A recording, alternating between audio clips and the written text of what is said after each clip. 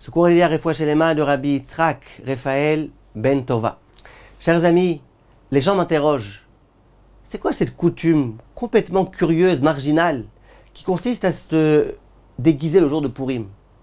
Pourquoi se déguiser? C'est quoi cette histoire-là? D'une part, on nous parle de Purim comme étant un jour grandiose, un jour encore plus grand que celui de Kippour. D'autre part, les gens, ils se déguisent. D'autres personnes me disent, pourquoi on se saoule? C'est trop bizarre ça. Se saouler? Mais pourquoi se saouler?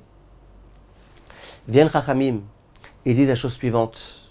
Et je pense que cette leçon, si elle nous accompagnait tous les jours de notre vie, nous serions tellement plus gais et plus heureux. Il est écrit dans Chazal que tout ce qui se passe dans notre vie, c'est uniquement Akadosh Baruch Hu qui le fait. En od milvado, il n'y a rien d'autre à part Akadosh Baruch Hu. Il n'y a que Akadosh Baruch Hu, il n'y a rien d'autre qui puisse exister sur terre. Moi j'ai l'impression qu'un tel, il me fait du mal, et qu'un tel, il veut mon mal, et que si un tel n'était pas intervenu, eh ben peut-être que je me serais senti mieux, et que grâce au fait qu'un tel est venu, ça m'a aidé. Viennent Chachamim et disent, c'est quoi le déguisement?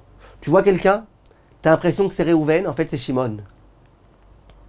Ça vient nous rappeler que dans notre vie, tous les jours, parfois on pense que c'est Réhouven qui nous a fait du mal, alors qu'en fait c'est Shimon.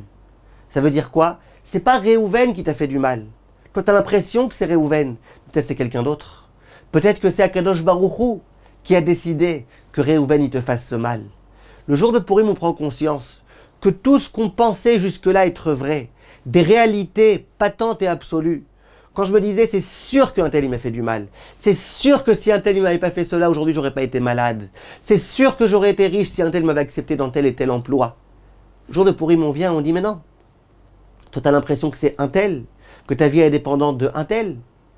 Tout ça, c'est du maquillage. Tout ça, c'est du déguisement.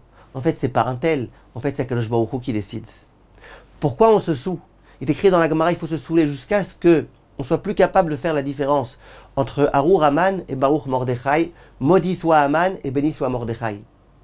C'est quoi cette histoire-là? Il faut être vraiment saoul. Qu'est-ce qui se passe ici?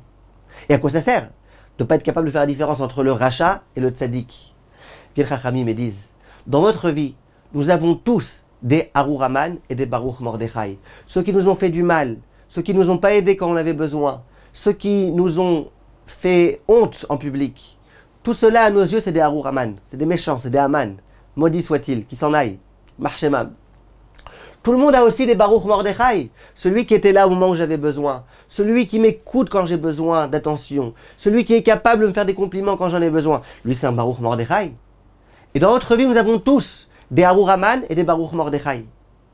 Le juif qui s'est acquitté de son devoir de Purim, qui a intégré la Megillat Esther, qui a compris que tout ce qui se passe entre les mains d'Akadosh Baruch Hu, lui, il fait plus la différence entre Arur Haman et Baruch Mordechai, parce qu'il comprend que tout est entre les mains d'Akadosh Baruch Hu. Le Arur Haman, il a fait ce qu'il lui a fait parce qu'Akadosh Baruch Hu lui a dit de faire. Le Baruch Mordechai, il a fait ce qu'il a fait parce qu'Akadosh Baruch Hu lui a demandé de faire. Voilà de quelle façon nous devons aborder notre Purim. Voilà quelle doit être notre leçon principale durant la fête de Purim. C'est Hachem qui est présent partout. Il n'y a rien d'autre à part Hachem. Hachem qui nous aime et qui veut notre bien. C'est lui qui est là et c'est lui qui fait tout.